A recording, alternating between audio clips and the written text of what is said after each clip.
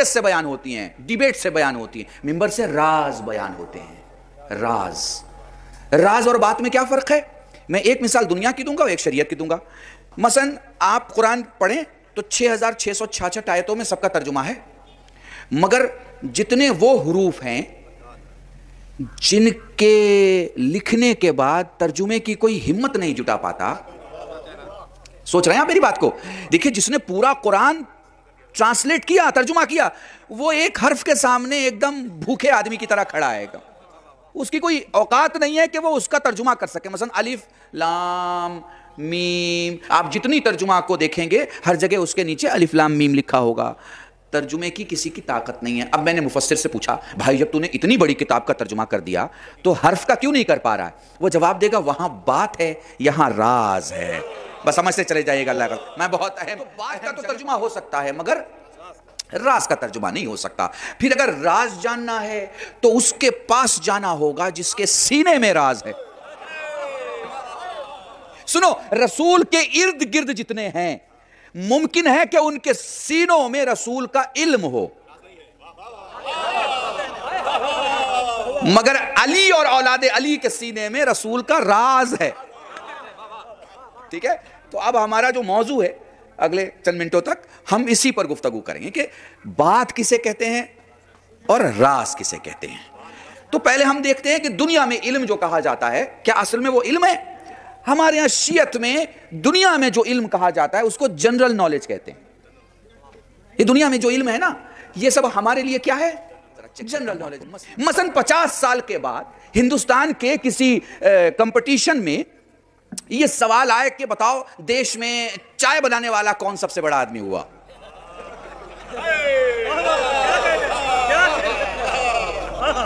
پچاس سال کے بعد، ٹھیک ہے نا، ایک کوسچن آیا اور اس زمانے میں کسی نے اس کا جواب دے دیا اور اس کے جواب دینے کی وجہ سے اسے آئی ایس گھوشت کر دیا گیا۔ مثلا مان لیجئے ایسا وقت آ سکتا ہے، کچھ بھی ہو سکتا ہے بھائی، ٹھیک ہے نا؟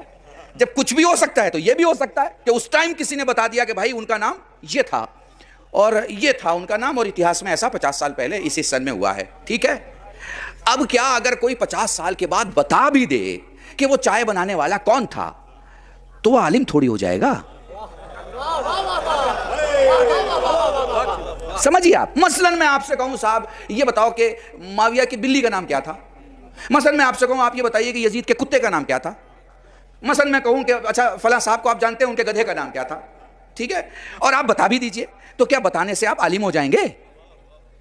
سمجھ رہے ہیں آپ میری بات کو؟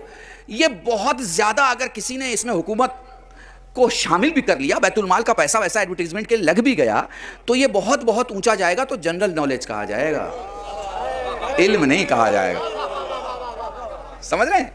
اب اسے محسوس کیے جنرل نالج کہا جائے گا۔ اچھا میں چاہ رہا ہوں کہ آپ بڑے سکون سے سنیں تاکہ موضوع سمجھ میں آئے، جب آپ یہاں سے جائیں تو آپ کو سمجھ میں آئے کہ کل شہر نے کیا پڑھا۔ دیکھیے ممبر سے مجلسیں اتنی آسان ہونی چاہیے کہ چھٹی کلاس فیل آدمی کو سمجھ میں آئے، تبھی تو بات پھیلے گی۔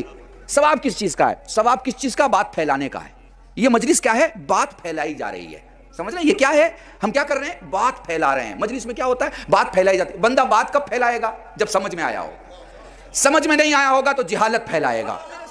تو اب آپ کو سمجھ میں آ گیا نا کہ ہمارے یہاں علم جو ہے وہ جنرل نالج کو نہیں کہا جاتا ہے، ہمارے یہاں علم راز جاننے کو کہا جاتا ہے، راز۔ اچھا اب علم کیسے آتا ہے؟ تو دیکھیے ہر چیز کا ایک پروسیس ہے، ٹھیک ہے؟ تو ویسے ہی انسان میں علم پوچھنے سے آتا ہے۔ کیسے آتا ہے؟ سوال کرنے سے علم آتا ہے۔ اچھا علم کس کے لیے ضروری ہے؟ علم عقل کے لیے ضروری ہے۔ جیسے دال چاول آپ کا بھوجن ہے، جب آپ بھوجن لیں گے تو آپ میں شکتی آئے گی، ویسے ہی جب آپ علم لیں گے، گیان لیں گے تو آپ کے دماغ کو بھوجن ملے گا، دماغ کو بھوجن ملے گا تو بدھی کو سمجھ میں آئے گا کہ جنگل کسے کہتے ہیں۔ اور انسانیت کو، اس بھوکی پیاسی پریشان انسانیت کے گلے کو اگر کسی نے کھولا ہے تو اس کا نام علی ابن ابی طالب۔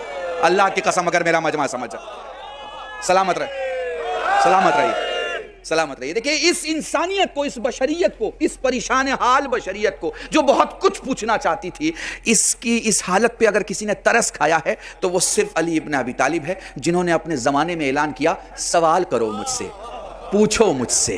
یہ علی کے پہلے اور علی کے بعد کسی نے بولا ہی نہیں، اور اللہ کی قسم کسی کے دروازے پر اگر جا کے پوچھ لو نا تو غصہ ہو جاتا تھا۔ جواب بھی غلط دیا کرتا تھا.